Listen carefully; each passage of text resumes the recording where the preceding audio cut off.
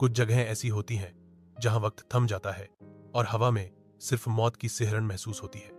आज मैं आपको एक ऐसी ही जगह की कहानी सुनाने जा रहा हूं, शापित हवेली का रहस्य।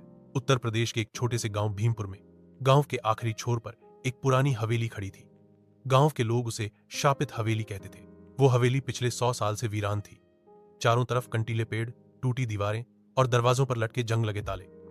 रात के वक्त उस हवेली से अजीब अजीब आवाजें आती थीं, जैसे कोई औरत रो रही हो या फिर जमीन पर कुछ घसीटा जा रहा हो। बच्चों को तो सख्त मना था उधर जाने से, और बड़ों का मानना था कि जो भी वहां गया कभी लौटकर नहीं आया। कहानी शुरू होती है अर्जुन से, एक 25 साल का युवक जो शहर से गांव अपने दादा दादी के पास आया था। अर्जुन बचपन से ही हॉरर कहानियों का शौकीन था, लेकिन उसने कभी भूत प्रेत पर विश्वास नहीं किया था। गांव के बुजुर्गों से हवेली की बातें सुनकर अर्जुन ने ठान लिया कि वो वहां जाकर सच्चाई पता करेगा।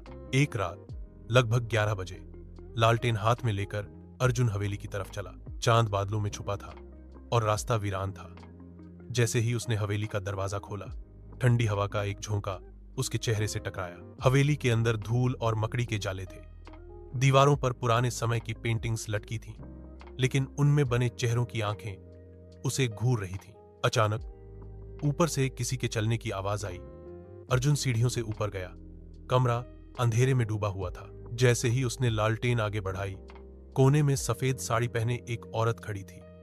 उसका चेहरा बिल्कुल काला था और आंखें लाल। वो अचानक हंसी और अर्जुन के कान के पास आकर बोली, तू क्यों आया है यहाँ?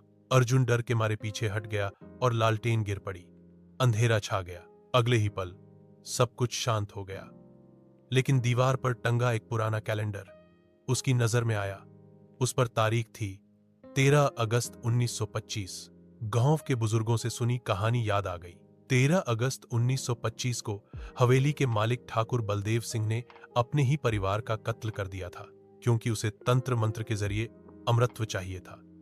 लेकिन उसका अनुष्ठान अधूरा रह गया और उसकी आत्मा हवेली में कैद हो गई। वो औरत असल में ठाकुर की पत्नी ललिता थी, जिसे उसने जिंदा हवेली के तहखाने में दफना दिया था।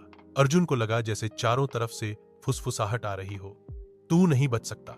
सीढ़ियों के पीछे से लाल रोशनी फैलने लगी और जमीन से हाथ बाहर आने लगे।